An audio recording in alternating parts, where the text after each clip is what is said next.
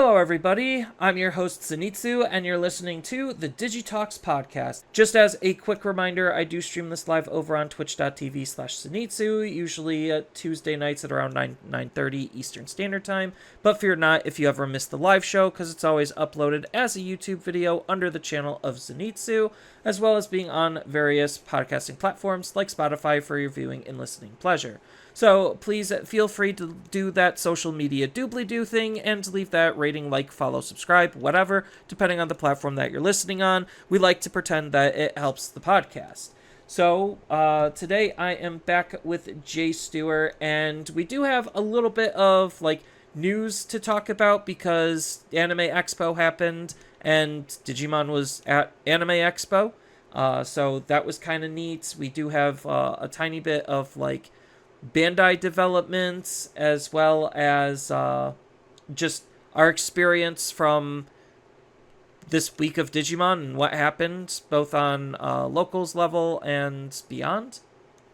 But the major topic that we want to talk about is kind of looking at what could be next on the ban and restriction list. I know it might feel a little bit early for that kind of a conversation, but we already know basically the outlook where BT22 is going to be Nationals format. We know everything inside of BT22, so it's pretty safe to say that we could kind of take that and guess where the meta is going to go to be able to see what actually should be banned or limited, if anything at all. But before we get into that, we do have a question of the week. If anyone wants to actually have a question answered by us, feel free to leave your questions down in the comments below, so that way we could answer them for next week's episode.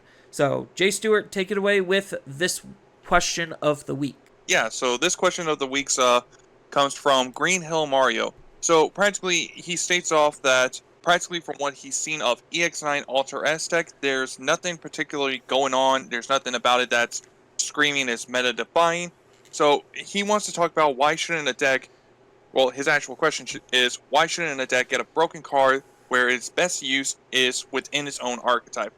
So, to me, there's nothing wrong with a card having a good, or a deck having a good card, but when it comes to, really powerful cards like Magnamon X, like the Alter S from EX9 as fine examples, where there's no interactions, it only takes some deck archetype for it to come along and break it. We have seen this with Magnamon X being abused and used by TK and Patamon vaccine from BT14, and we've also seen how a deck archetype like Nightclaw and Lightfang, how they were, it's just a good generic deck engine, and it only just needed to swap out its top end at the very end, to where the deck was able to, I can Evo really cheap, even potentially gain memory when I Evo, and then I just cheat out at, a really big, powerful boss monster, or boss Digimon, in order just to prevent my opponent from doing anything. Yes, Alter S is currently not doing anything right now, but that's only a matter of time before something comes along, because we do know that there's some deck archetypes that are out there for Omnimon as of right now, but we even know in BT22 there is more technically Omnimon support with the whole Nokia. So who's to say that Nokia might not be the thing that we're missing for the Alter S deck? That's very true. From the card's design, it literally just screams, I'm a ticking time bomb, in order for me to just suddenly be absolutely broken, and Omnimon is a heavily supported Digimon. Like you said, Nokia comes out next set with more generic Omnimon support.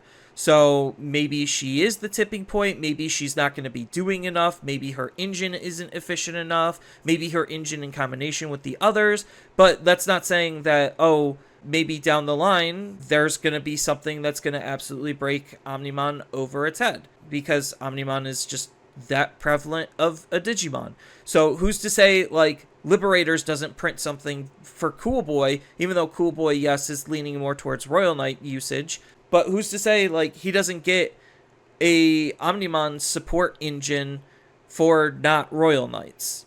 So, we don't know what Bandai's going to be making in the future, but just because a card is strong in and best used in its archetype doesn't mean that we can't find ways to be able to break the card elsewhere, let alone if its archetype does get actually insane levels of support, like we're seeing with like Night Fang in BT22, to be able to reinvigorate the deck again. Not saying that Light Claw and Night Fang was like that bad of a deck before, it's just with the BT22 support and a new promo, you could actually think about playing Grace Nova and not feel silly about playing Grace Nova because you just got a lot more tools to work with to be able to make the deck better. And like, I'm not saying Grace Nova is like that insane of a card. It's strong, it's good, but it's not like game breaking. I'm not saying Omnimon Alter S is game breaking either, but it's a card where it's just prime for abuse, and it's whether or not we could find a way to abuse it is the big question. Real quick, so something even to point out too, like you said, like how Cool Boy kind of, he's Royal Knights for now. Something we have seen is, technically we have seen the Liberators actually use different decks. Take the one girl that uses Ghostmon. When she first was introduced, she was using a 3 Musketeer deck, but then all of a sudden, in the next time we see her go against, she literally is using a Ghost theme deck. So all we've seen from Cool Boy in the manga, he just has Omnimon X and Omekamon, and we have seen that Omekamon was able to support the EX4 version of Alter S and everything. So who's to say that Cool Boy doesn't actually end up becoming like an Alter S deck? Right, because, like, we could get, like, his base Omnimon. Like, instead of him going right up into Omni X, he could also just have a base Omnimon that we're very much unaware of that could have its own little DNA engine that Alter S would be able to abuse. But I'm not trying to say, like, they shouldn't print strong cards, especially strong cards that's more archetype locked. I think that's, like, fine. I guess, like, the trade-off is, if you are going to be using such a powerful card, it should be less flexible instead of what shell or engine do I play this in to further optimize this insanely broken card. Like, if literally they made Patamon to where instead of saying vaccine, it was Angel Tray, Magnamon would have never been able to use Patamon before. Or if they just simply said Magnamon specifically requires having Magnamon in its sources. Like, that would just, it would not have been a problem using the Patamon engine. But it's because of the loosely way they worded some of the older cards and sets kind of has problems. Even the whole Ko and Sai Tamer from EX4 for the Dusk and Dawn deck. Just being able to generically de-digivolve and digivolve and not making it lock specifically to Nightclaw Lightning. Digimon, similarly to Yu-Gi-Oh!, is designed at its core to be an archetype-based game, and as we've seen with Yu-Gi-Oh!, which is, I think, like a really weird Bandai problem, where they don't want to learn from other people's and other companies' failures, because they could easily avoid a lot of design pitfalls by doing so. Like generic cards, because the second generic cards came out in Yu-Gi-Oh!, that's when Yu-Gi-Oh! Started breaking real quickly. Granted, Yu-Gi-Oh! Was already kind of broken to begin with, without a resource system to really hold back the design from being, like, hyper-toxic towards one-card combo starters. But that's Yu-Gi-Oh! This is Digimon, and, like, the point is, with archetype-based games, the second you make hyper-generic cards, and they're more efficient than the archetype-locked cards, then every deck is going to try to abuse it the best that they can, and then that card becomes a problem in of itself. And I'm not saying Omnimon is actually there. He does seem a little more constrained because of the fact that he wants to do the whole DNA thing. So not every deck is able to set up what they're trying to do with it. That's not saying that there won't be a iteration of that deck that's going to be incredibly strong, and I think like that's fine that it is, but it needs to not be so widespread like we've seen with like the Cerberus package, like we're seeing with the Growlmon X package. Like hyper generic engines that can be played with virtually any top end, I think is usually highly problematic. Because they're designed for one way and we're using them in another way, so we're going against designer intent. so to speak. And I'm not saying like that's a problem, but it does leave room for cards and decks to be absolutely broken as a result. I hope that answers your question, Green Hill Mario. We did not get any new metadata, I believe. So I guess, did you play at your locals this past weekend, Jay Stewart? Unfortunately, I wasn't able to make it out this weekend. I'm gonna try to shoot for this week though. Okay, I did, and as far as what was going on, at least at my locals, there were 2 people playing new decks, and one of them was Machine German, which I did face, and one of them was Abdomon. The person decided to play their Machine German deck like DM machines. So he was playing it like, yeah, it's for the most part exactly like the old Machine German, except none of the old machine tools are very limited old machine tools, and it was just all the new DM stuff. So he was using like the Cool Boy to add sources underneath that are face down to gain memory, and then the analog to just do analog things, be the mem setter and whatnot. And then he was using a little bit of the old analog as well for extra defense and cycling. And that iteration of the deck was fine. It was passable.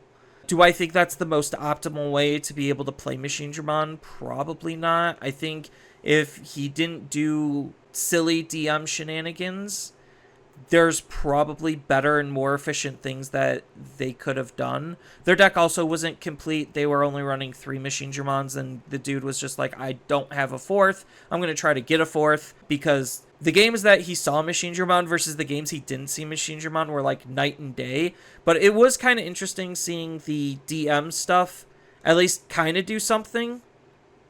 And I use the word kind of very loosely because it's just a level 5 that essentially can out up to a level 5 on the surface. And then afterward, it just stops and it doesn't do anything. So, like, okay, cool.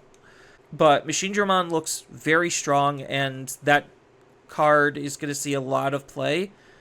Not only just from Machine German fans, but because his deck is way less linear in terms of all of the different things that it can do, and it's up to each individual person playing Machine German to find what they enjoy out of Machine German and really highlight and capitalize that through deck building expression. The other deck that I faced that was new was Abdomon. Oh, I don't even know where to start. Like, granted, I was playing a bad deck, so I was playing Zeffica, and I'll go over my Zeffica issues in a moment because I've been trying to find new decks to play, not only for YouTube purposes, but isn't going to be boring as sin to play because, no offense, I'm getting really kind of tired of Imperial. Like, I think that deck's just getting really boring, even though that probably is one of the best decks that I have currently built. But, yeah, so Abdomon, very interesting deck, very slow deck. Any deck with any kind of speed seems like it's just going to eat that deck alive. Or like decks with floodgates. So if I was running any kind of floodgate to stop play cost reduction, which I think is going to be pretty important this format, Abdomon is just a dead deck. Like, honestly, it's just going to move too slow to realistically matter. Which is unfortunate because, like, when its control game plan does go, it seems very strong. But the lack of protection and the awkwardness in its game plan just doesn't necessarily seem super great. Granted, again, like, I ended up tying with it at locals because, I mean, technically I won. But our first game took, like, 40 minutes. So just because the slowness of the deck and the complexity of all of its triggers, when it's triggering, what it's forcing the opponent to do, and how is the opponent going to play around it, I think it's going to be too slow of a deck to realistically want to play competitively. I think it could do some strong things, but I think it's going to be too slow. Yeah, and then I played Zeffica, and Zeffica, I honestly don't know how people are winning with that deck. Not that my plays were that bad. I'm still learning the deck, so I'm obviously not super efficient on the deck. And then I'm missing the Medieval Gallants in the deck to really add the punch factor that it kind of wants and needs. But I think Medieval Gallantmon is probably hard carrying the deck, and that's really sad to say because of just some of the awkwardness that the deck has, because you could get caught in bad positions where you could accidentally screw yourself and lose the protections. But like it's a really weird deck where it wants to control the opponent's field, but it also doesn't at the same time, because it doesn't have the damage output to really close out games itself. So like you have to lean on this control game plan, but its control game plan is also really bad. So it's just like, oh, I'm gonna tap your guy down and not attack into it. Okay. And then I'm going to deal 1 damage with my Mega.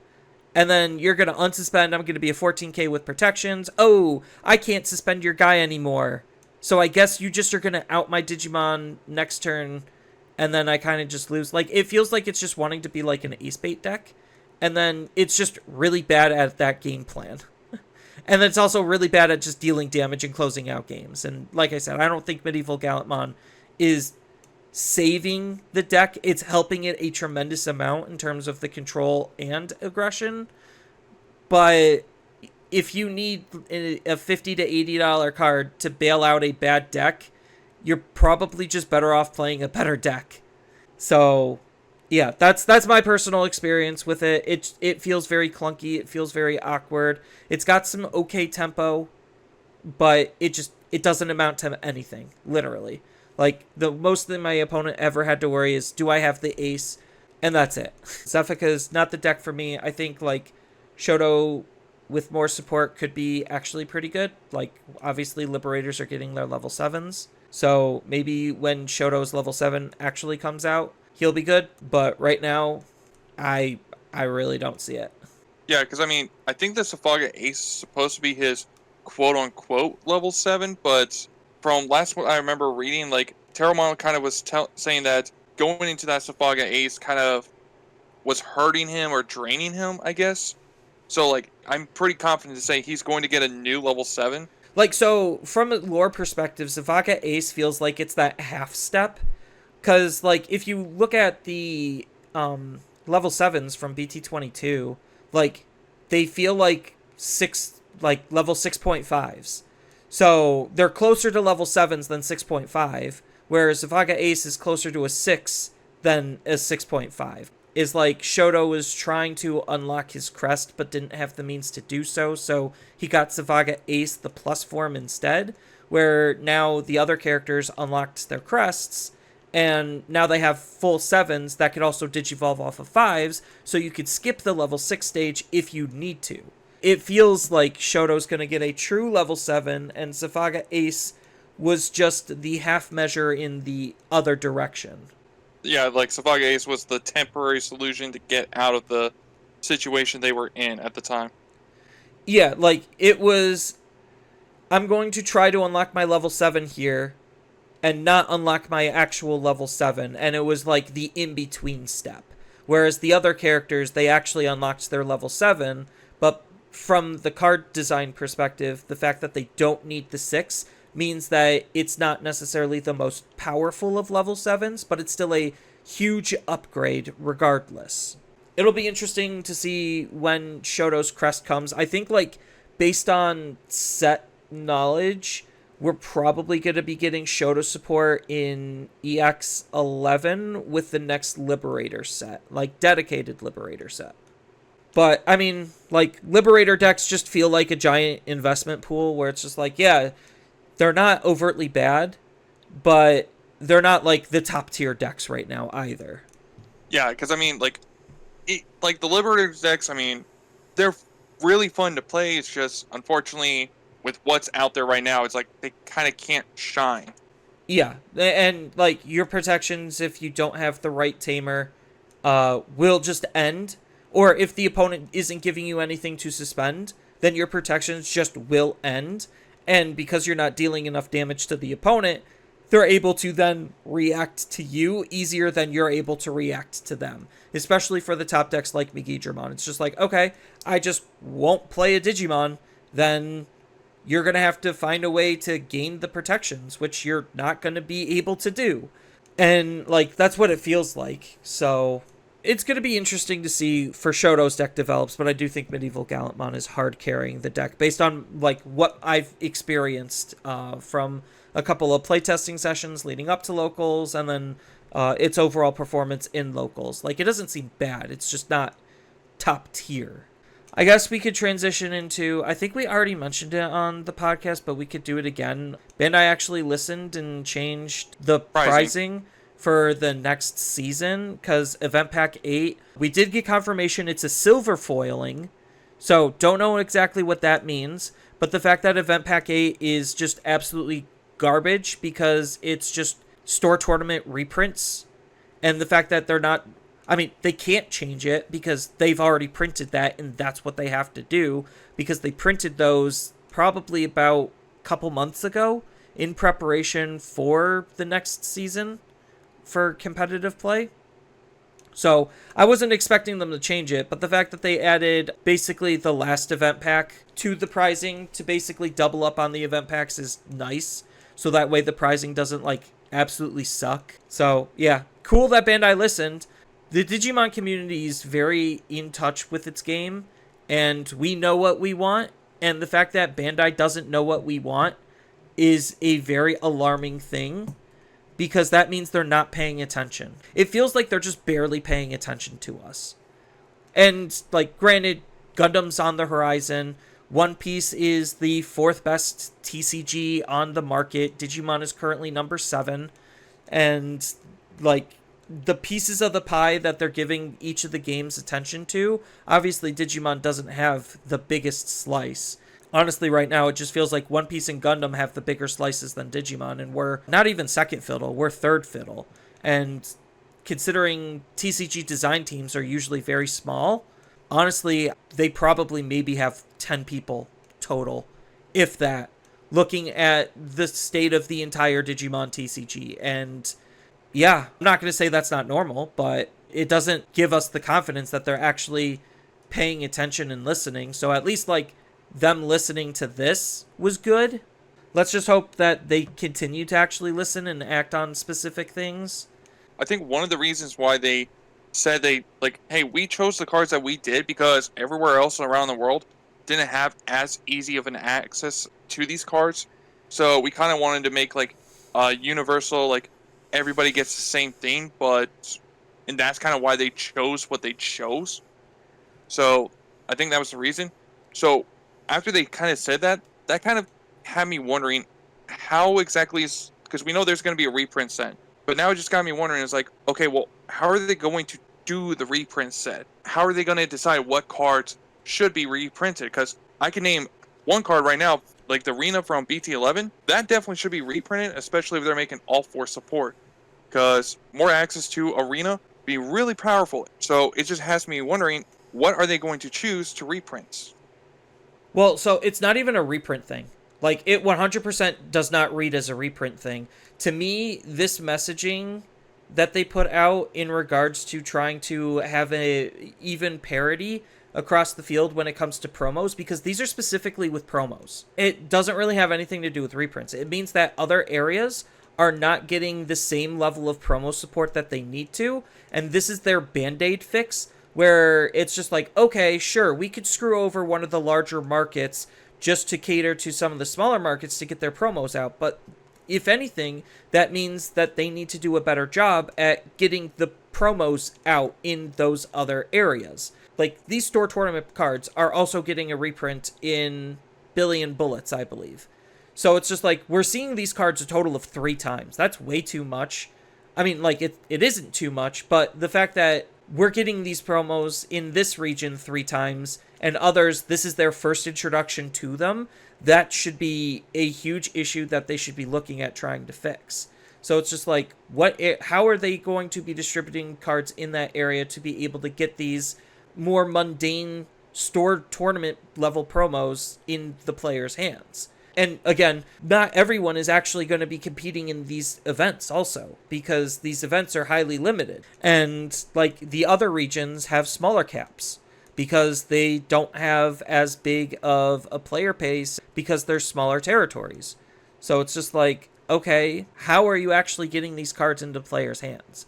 So that's what I'm reading into is the issue is they just don't know how to actually distribute their promos, let alone keep parity with everyone else everywhere else. Like, to us in North America, this felt really bad, but I'm sure, like you said, somewhere else, this was probably needed of a move in order to actually get them the cards that they need. But if this was the move, then they should be rethinking how they're getting cards into players' hands.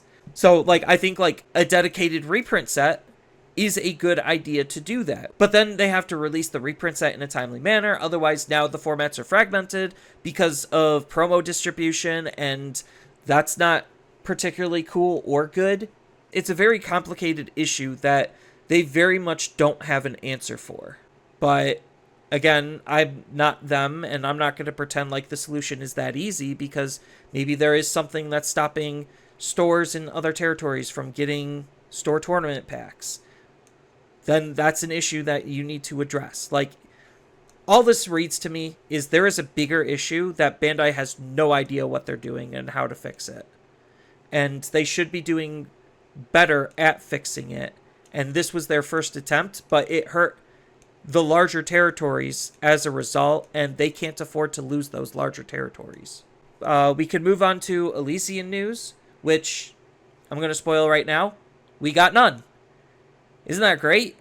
We know absolutely nothing new about Elysian. The only thing that we know, which we already knew, was it's taking place in the same universe as Liberator. But we did get a couple of new cards. Like, these are the new Elysian cards, and they're BT1 power level. So, very hyper basic, not really doing much of anything. And as far as, like, the app goes, all that was in the demo was BT1 cards and the new cards. I want to know actual news as far as, like, Elysian. And at Anime Expo, they chose to give us nothing. And instead, they're trying to control the media and messaging behind Elysian, which I think is fine. That's smart. That's what companies do.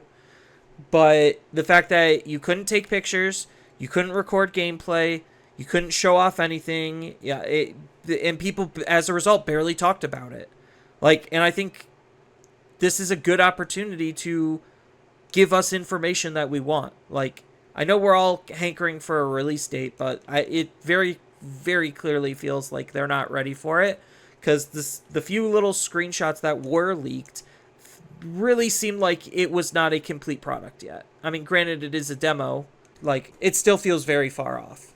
Yeah, and it's really weird if you especially compare it to the other thing that they had, like, as a demo beside the Elysial, the Time Stranger. Like, they were more okay with people taking pictures, recordings, and all that stuff. Like, people were able to show off, like, hey, here's all the different Digimon you could ride. Here's, like, a picture of a Digimon with its evolution line and everything, as example. Like, it's not a lot of information, but it's in comparison of how it was handled. It's like more info. We have more info of Time Stranger versus the app.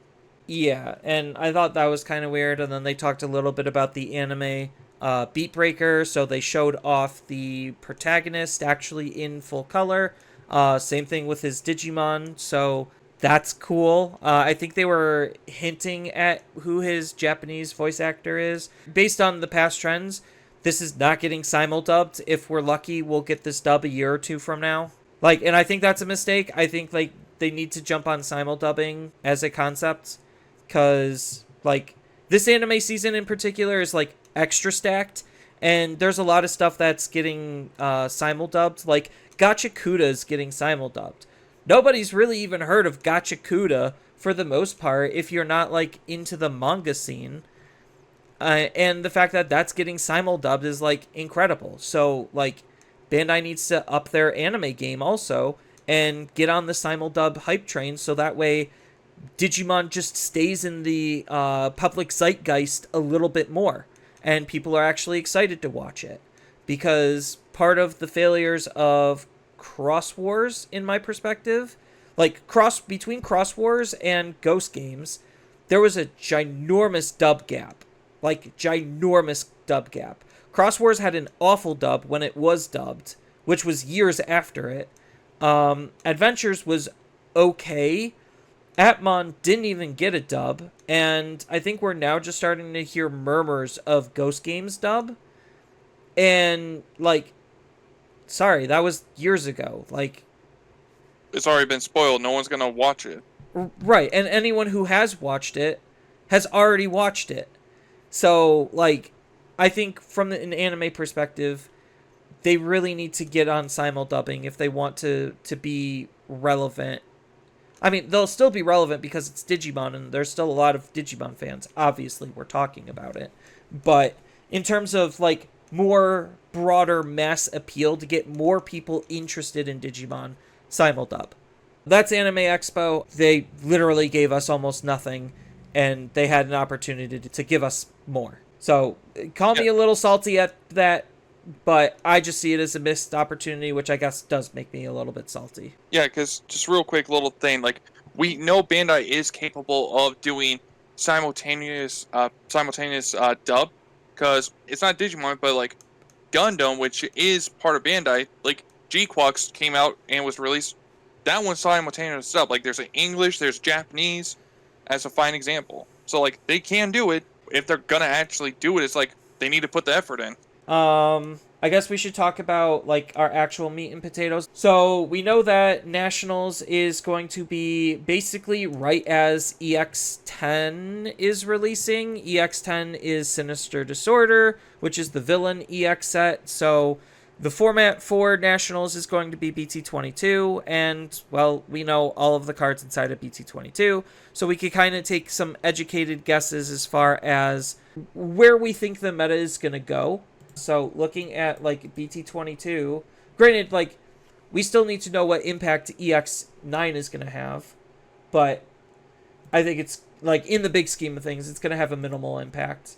It already seems that way, because, like, if one of the best decks is already kind of underperforming, which is the Omnimon deck, which, again, might just need the Nokia or other pieces, and Puppets also isn't, like, having outstanding performance, and those are very obviously the two stronger decks, then what's to say the other decks are going to be that much better compared to the decks that we're already playing?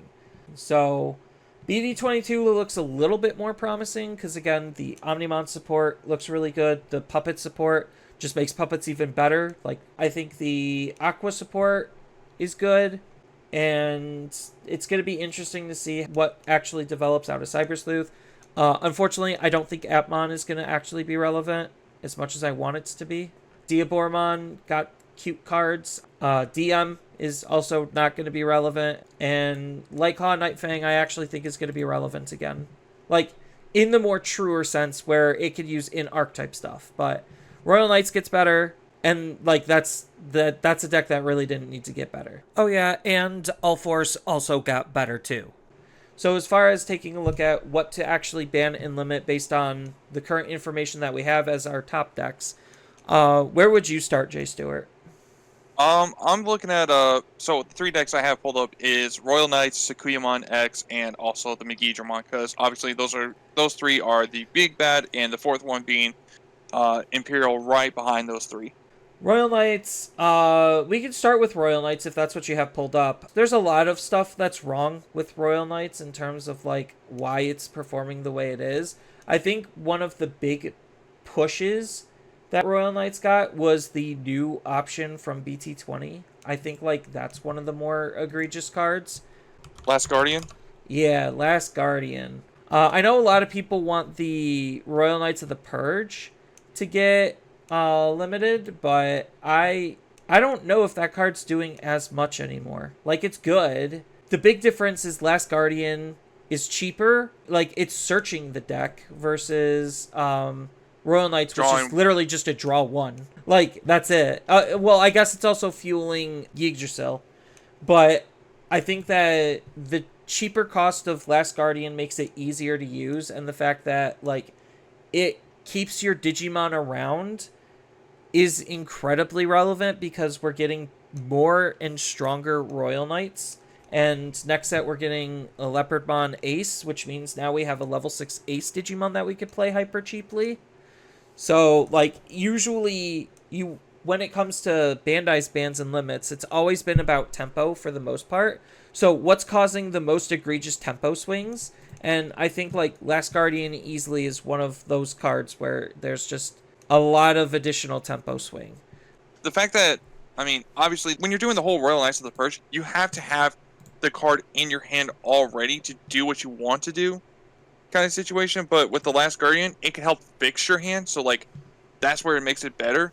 But the fact that this guy keeps the Omnimon that has Raid and Piercing, so it's like, because one of the things with the Royal Knights is, like, obviously, like, you know, if you use Purge of the Royal Knights, it's like you're kind of drawing a blank here how I want to say this. Like, obviously, you give your guys rush and everything, but keeping the Omnimon around, that potentially gives you multiple turns to swing with something you really because normally the Royal Knights deck, you play a guy out and it doesn't have, like, it has summoning sickness.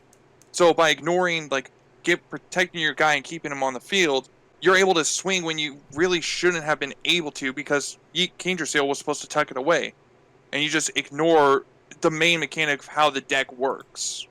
Yeah, I mean, the deck is just riddled with design issues, to be honest. Like, it was a deck that was very much designed and intended for the BT13 environment, and we're finding ways to be able to get around Yggdrasil as a card and make it way stronger than it reasonably should be. I don't think they're going to hit any of the level 7 ace Digimon. And they're very obviously printing Royal Knight aces on purpose at this point.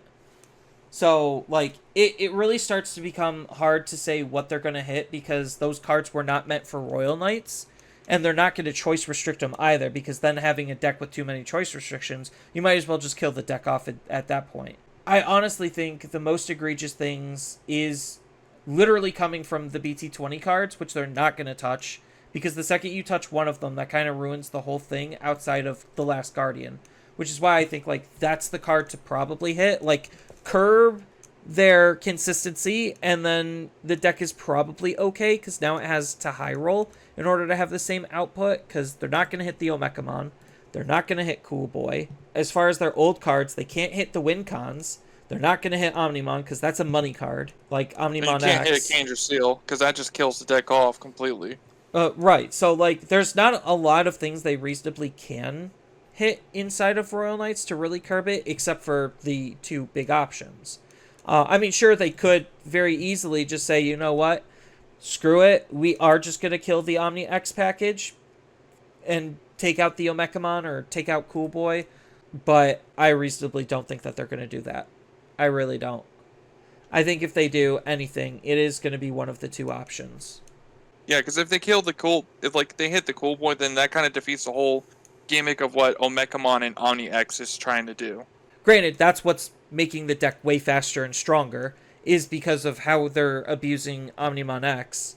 So, like, it's an incredibly strong pairing of cards, but out of that pairing, the card that I would want to see go is the Last Guardian. So going over to Megidramon, this one's a little bit easier. Get rid of Gravity Crush. Gravity Crush needs to join the ranks of all of the other zero-cost memory gain instant options. Because the deck very much is the biggest egregious offender of abusing Gravity Crush. And yeah, Gravity Crush should never have been left when all of its brothers and sisters left. And then the other card is obviously Growl X.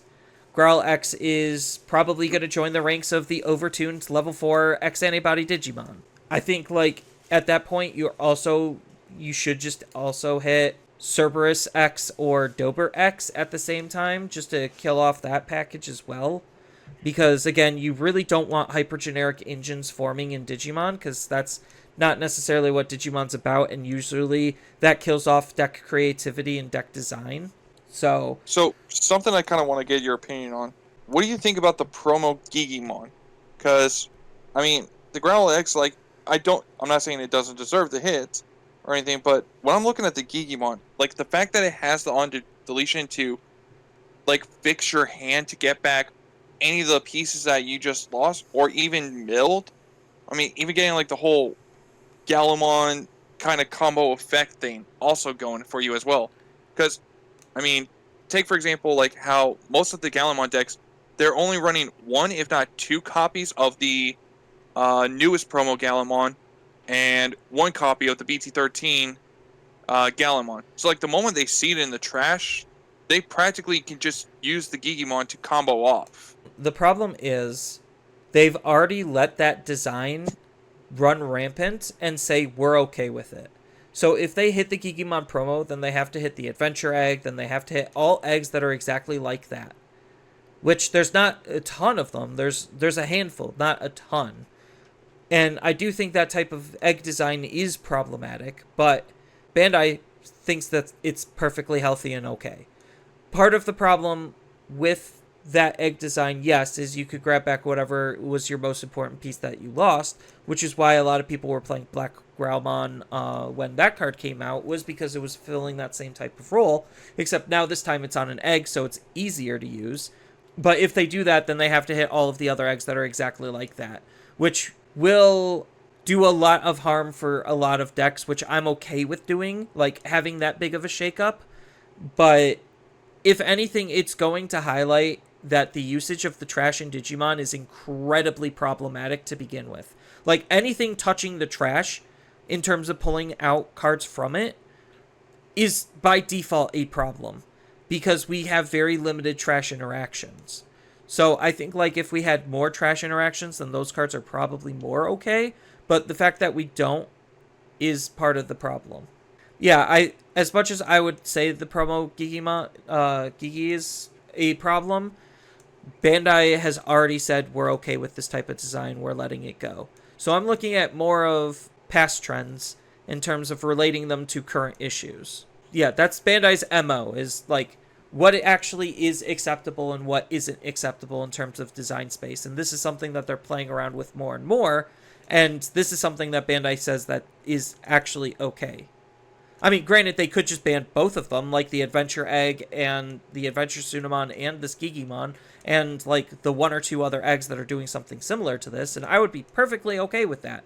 Are they realistically going to do that? No, but I honestly, I agree with you. I think they should. Yeah, no, I just wanted to get your thought about that. But realistically, I think, based on past trends, the Growlax is the card that's going to be going. Next up, you had Sakuya. Sakuya's number 3.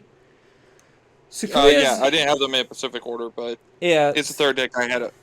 Sakuya's a more interesting problem because there's a lot of problems with it. I mean, that's the whole point, is there's a lot of problems with these decks, but like honing in specifically on the problem is the harder task.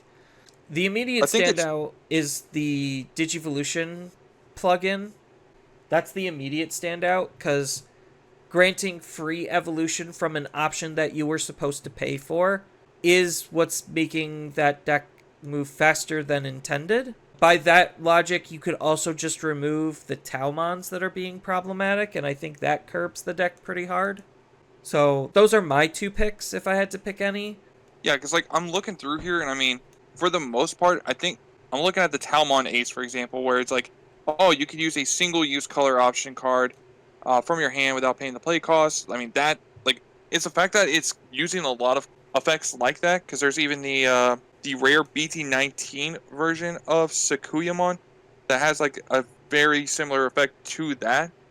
I mean, it's what's allowing you to use, like, your yellow scrambles or even the pause plugin. I mean, paying for something you should have, but you don't.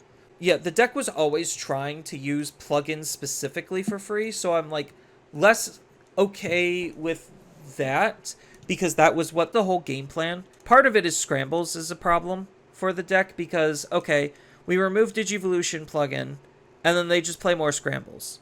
Like that's honestly their answer, is like we will just use scrambles, and sure, there's a little bit less synergy with scrambles because it's not a plugin, so it can't grab those cards out of the trash. Because that's something the deck can do. Again, touching the trash is a problem. It's a twofold problem of the fact that you're getting free evolutions from these options that's allowing you to move faster than a lot of decks. So it's like you have to curve the cards on the lower ends that are allowing you to do that, which is the Taus, or you have to curve the options that are allowing you to do that, which I could see them doing for Digivolution plugin, but they're not going to hit the scrambles because Bandai created those cards to do a very specific purpose, even though we're not using them for the specific purpose that they thought that we would use them for. But the fact that they're like staple territory is why Bandai wouldn't want to touch them, especially since they have already just reprinted them, and that's a major selling point to specific products that they reprint them in the future. The plugins and the TOWs are probably the easiest ones to hit to try to curve the deck, because if you can't get free evolutions off of your TOWs, then that makes the free evolution off of your level 6 way less relevant, because now you have to spend more memory to be able to reach the same state as what it's already currently trying to do. Because essentially you're chaining free evolution with free evolution to end into level 7 to tell the opponent to fuck off. Like, that's what the deck is doing, is double evolution for the price of one. And that's the underlying issue, is when decks move too fast. Yeah, because, I mean, the other thing I was thinking of, too, was, like, there's, like, one Renamon and everything where it literally says, like, oh, inheritable, when you use a option card with 2 costs or more, you just gain 1 memory. So, like, I don't know if maybe that's another card they could theoretically hit. They haven't hit any of those other types of cards like that before. So, Gobbly wasn't hit. As an example, I know the Gao wasn't hit. They're okay, similar to the Egg situation. They're saying that they're okay with that type of card design existing in the game. It's just how early you're able to trigger those abilities, that's the big issue. They're okay with that type of design, and they're saying that's fine. When, obviously, yes, it's not, but the free evolution off of the Tau and the options that are enabling free evolution is the underlying issue. It's definitely the easiest thing that's getting... Reason why Sakuyamon is getting so used right now is because it's using, like, those generic effects of use any single color option card. It's not... Like, literally, a lot of the other ones, they specifically list the plugin, but it makes it so much harder with the fact that it's just any single color option card within the 2 to 5 cost range. That so happens to be the good staples. Like, part of that is the problem in its overarching design, because now they're limited in what they're able to print in terms of any option, period. Well, it's even like why they had to change the whole 7 cost options, because Beelstar from BT6 could just use any good generic 7 cost option card. Yeah. So that's why we really don't see 7 cost options anymore. It's a card that severely limits the design space of the game, because similar to Royal Knights, sure, you could gut every single Sakuyamon that's doing that, but then you're taking away the intended idea of the deck, and you could gut the other options that are enabling it, but that's a larger list than the Sakuyamons. So, like, it is a overarching failure in design, but it's the speed in which we're able to get up into it. It has always been the problem in Digimon. What made Mirage so good? The speed. Honestly, it's the speed. It's like, oh yeah, I could just Digivolve for 1 from a rookie all the way up into my level 6. That reduces its own Digivolution cost because it gains me the memory back. Like, the card was fine when the game was slower, because that's when the card was just okay. But now that the game is moving faster and faster and faster, the tempo issues are very much more prevalent. So, like, as much as I would want to say, yeah, just gut the options that are enabling the speed to go as fast, and maybe it's less of a problem, but Bandai's not smart enough to actually want to do that, because those cards are band-aids to design issues that they feel like should be fixed when they realistically don't need to be. Like, that's why memory boosts is probably the only thing that reasonably needs to exist when it comes to the other options, because it's the most fair. I think, like, their new one, Digital Gate Open, that's fine.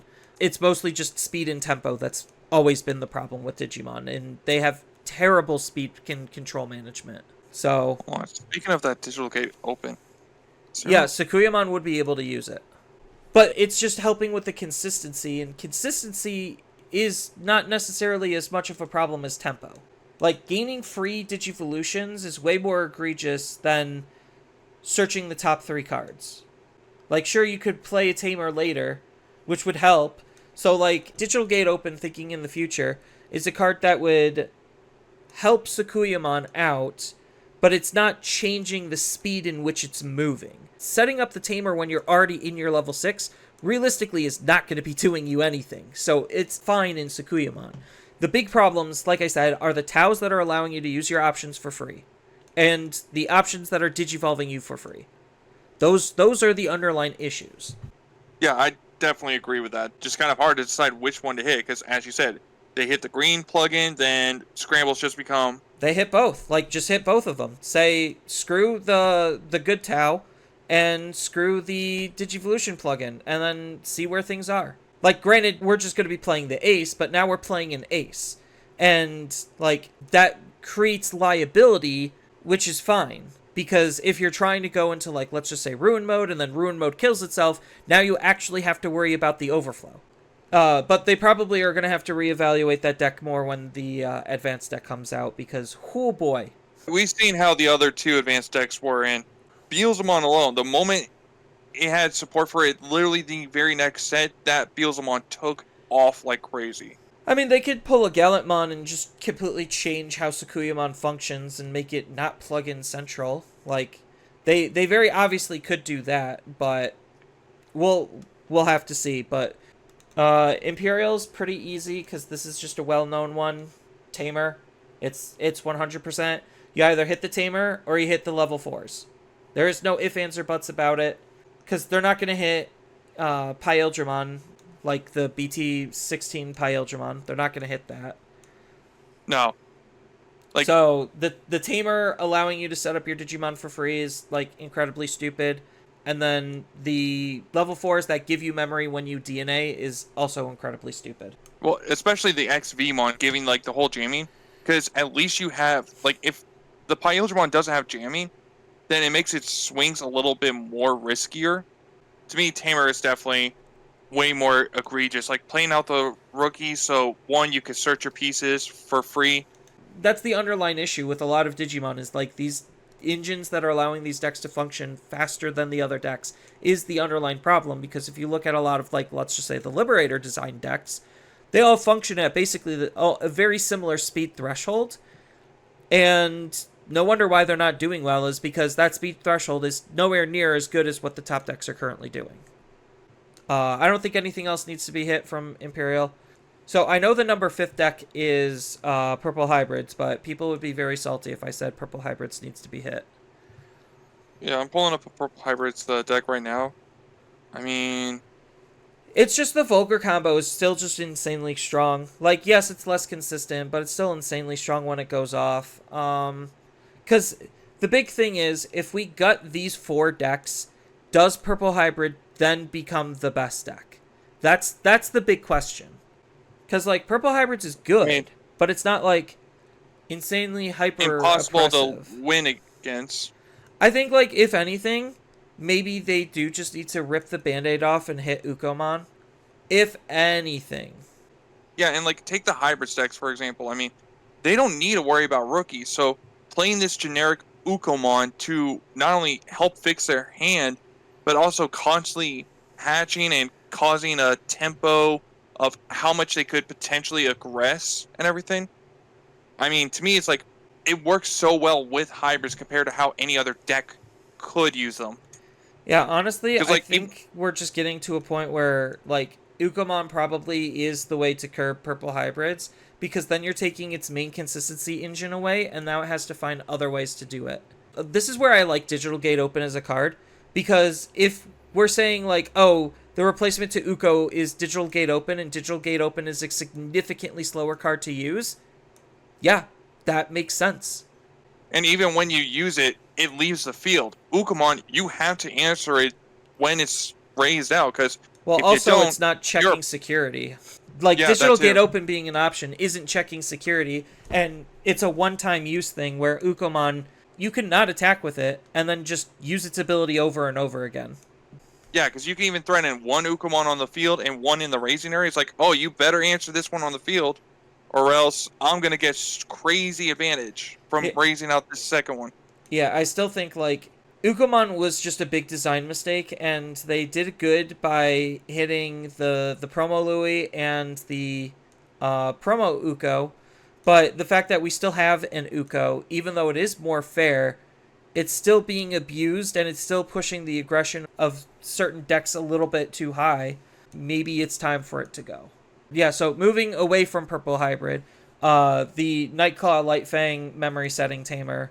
Does the BT22 one act as a memory setter?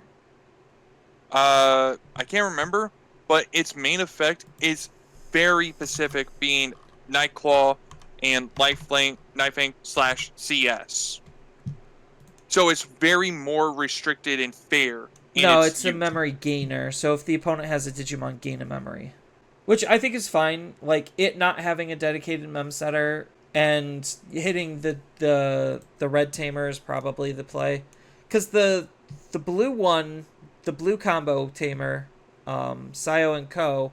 That's literally the card that you're supposed to use 2 DNA with. I mean, granted, it has its own design mistakes, sure.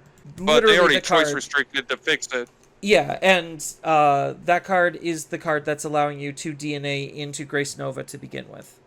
Um, so I think yeah, they could lose their mem setter because Like they're if they don't gaining a hit, new tamer anyway. and if they don't hit the mem setter, then I think it has to be the Galgamon level 4.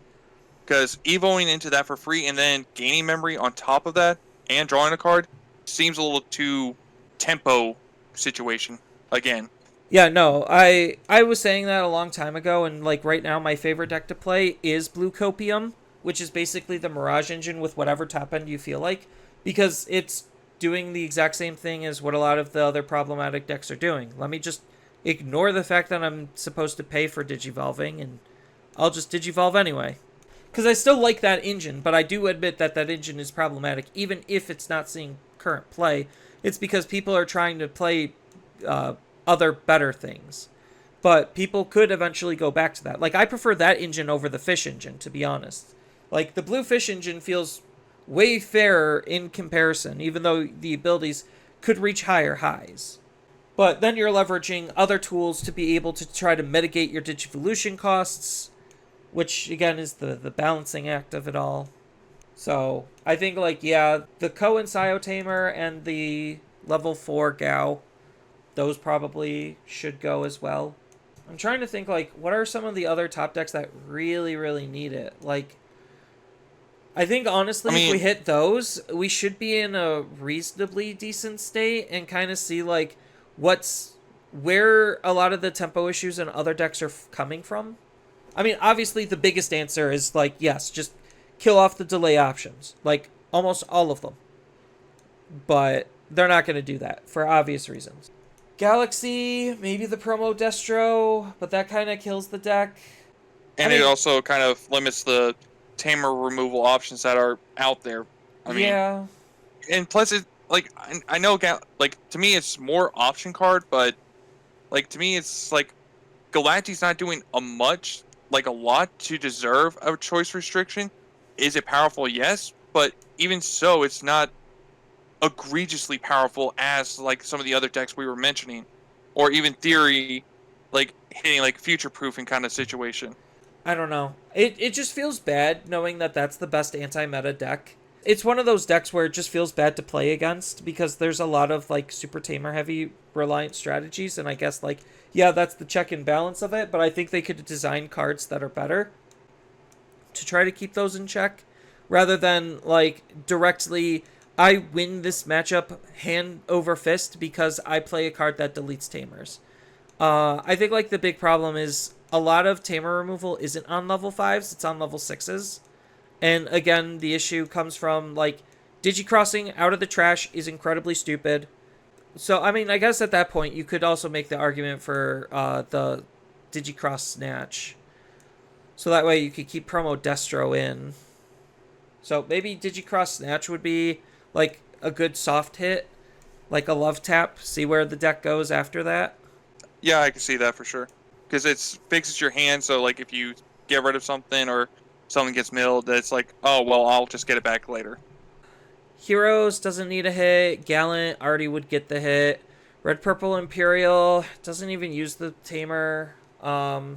The only card to hit in it is either Shadramon or Wormon, and I think it's fine being like this high rolly OTK deck. Like, see where the format goes, and then maybe if you need to hit something, you could hit the Wormon. We already mentioned Dog Engine, one of the X's.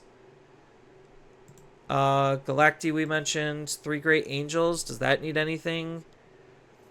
Not really, because I mean, again, it's kind of like if you're gonna play any yellow deck, you're gonna play the Sakuyamon, and when Angels does top, it's like very minuscule. Like out of top 16 for what is this? The Play TCG June Online Regionals.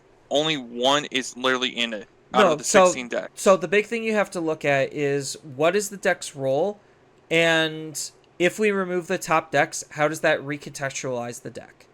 So, like, without Sakuya, Royal Knights, Imperial, and Megidra, where does that actually put 3 Great Angels in the context of where the game currently is? So I think maybe Patamon would be the card to hit. Like, yeah, because I mean, Patamon is like everything is vaccine, so it's like Patamon's a little more high rolly kind of situation, but it's like Patamon is waiting for something that is just like the BT14 TK. Like the moment that happens, Patamon just becomes busted again. I mean, Patamon's already kind of busted.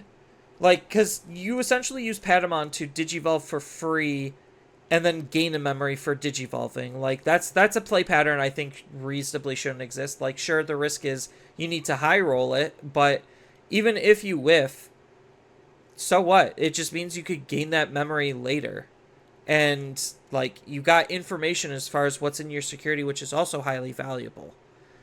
So I think, like, even in worst case scenarios, Patamon's still just kind of insane. And I think, like, that's realistically the only card that I would want to hit out of 3 Great Angels to curb its speed, because now it doesn't have a free evolution on a rookie that it could use to quickly get up into its higher stage Digimon. So I think, like, Patamon's the only thing in 3 Great Angels.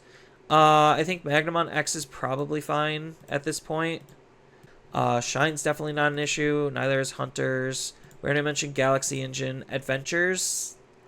Like, to me, I don't see a point in hitting anything for Adventure, because it's just like, am I trying to find a hit for something that hasn't even had a chance to really shine? Like, it's had, what, 2 tops, and maybe that's it out of the entire BT21 format?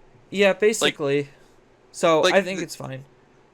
Yeah, because, like, to me, it's just like, am I just looking for a hit, or am I hitting something because it's way too overpowered and way too representative kind of situation? Like, to me, Adventures does not scream that. It screams the other thing of, oh, I'm just looking to hit something for it. So, to me, that doesn't make it worth it. I'm not looking for something specifically to hit. It's just, again, trying to recontextualize with the top, like, let's just say the top 5 decks gone. Where does the meta leave based off of the information that we have? So it's just like, maybe Adventures does rise dramatically through the ranks, especially with the Omnimon Alter S engine, or, like, cards. I don't know. It probably does need to be more tested in terms of, like, a wait-and-see approach, but it does have the potential because of the tools that it has. Like, this goes to show, like, the problems with Digimon run very deep, but we have to, at some point, say what actually is the problem and what isn't the problem. And, like, unfortunately, we do sometimes have to wait and see. But I do think Adventures does have problematic tendencies. Yeah, it could. It's just right now, nothing about it screams problematic to me. So, I guess to kind of wrap things up, from Megidramon, Gravity Crush, and Growl X. From Sakuyamon, BT17, Tau, and Digivolution Plugin S. From Royal Knights, one of its 2 options. Imperial, the Tamer. Purple Hybrids, Ukamon. Purple Dog Engine, one of the Dog X's. Galacti, the Digicross Snatch. 3 Great Angels, Patamon. Galaxy, the BT16 Gao, and the Red Tamer. And then everything else is fine, like, put in the wait-and-see category. Does that sound about right to you? Yeah, that sounds like a fair ban list and everything. So the big thing right now is BT22 doesn't feel like an overtly powerful set. It obviously... BT21 was not an overtly powerful set, EX9 definitely is not an overtly powerful set. Like, they're creating set after set that's not better than what we already have. So if we just curve the top, then we should have a better format overall, but we really have to curve the top. That's the logic behind at least where I'm coming from, based on the information that we have from the set design to the future designs to where the meta currently is and what it could potentially be. I think that's probably the best approach to it. So one last thing I want to say before we end the episode. Do we feel like there's anything that's worthy of removing from the ban and restriction list? Not because of something like, oh, because this card already exists, that means that a card like Greymon X shouldn't be hit any longer. No. I'm going for more like a Tommy kind of situation where it's like there was no answers for it, but now there's plenty of answers, so it's fine. No, I personally would rather just not bother doing unbans, because that just complicates things even more. Because if we're saying these top decks are really bad because of tempo, and 90% of what's on the ban list is because of tempo, Tommy was a ban not because of tempo, but because of gameplay behavior. So, like, we really have to, like, in terms of unbans, it would be more of that type of mentality where it's not because of tempo issues, it's because of gameplay patterns. Because most of what is on the ban list is because of tempo issues. So it's either they admit to how dumb the game is and start unbanning problematic tempo-issued cards, like Greymon X Antibody, which is, like, honestly fine to come back, but that's because the game is in such an awful state where we could release that card back in and nothing is going to change. But I would rather not run the risk of trying to create more tempo issues by introducing a card with tempo issues. Right. Sorry, I just thought I'd get a gauge on that kind of thing from you. No, I mean, that's fine. It's a valid thing that a lot of people care about. But, like, honestly, the biggest thing that I personally really want to see banned and limited is scrambles and trainings. That's like the biggest thing from a generic level that just needs to not exist in the game, because those two combinations of cards are creating 90% of the additional tempo issues. So, like, why Sakuyamon and some of the other decks are doing as well as they are is because they're abusing all of these additional tempo issues on top of something that has inherent that's enabling tempo issues. And I think, like, too many of the same type of redundancy on the cards limits deck building and deck design, because right now we've been trimming the fat of decks so much that, like, it's honestly crazy thinking of a world where saying 10 rookies is probably too much. Like, when we reach that point, it's just like, oh, okay. I mean, granted, not every deck is going to be following that type of formula, but just as a base example, when we're limiting the amount of Digimon to such a huge degree because of the fact that we just have these generic searching options that are just going to cover all of our butts to find us all of our cards and then combo off, is not necessarily the most engaging gameplay. So getting rid of those cards just opens up more gameplay opportunities and more options to be ran. That's the biggest reason why I want those cards gone, more so than the tempo issues that they present, but they also present tempo issues. So outside of everything on the edition of what we already talked about, those would be the only other cards that I would potentially add that I know Bandai is not going to. So, all right. Any other final thoughts before we end this episode? Yeah, no, I didn't have anything else. Just like I said, it was kind of the gauge on the anything you felt become unrestricted. Yeah, I'd rather just leave that sleeping dog there and not touch it or poke it. So, all right, that's going to be it for this episode then. So, with that, thank you everyone for coming out and listening. It means the world to us. And with that, we hope to see you all in the next episode. Later.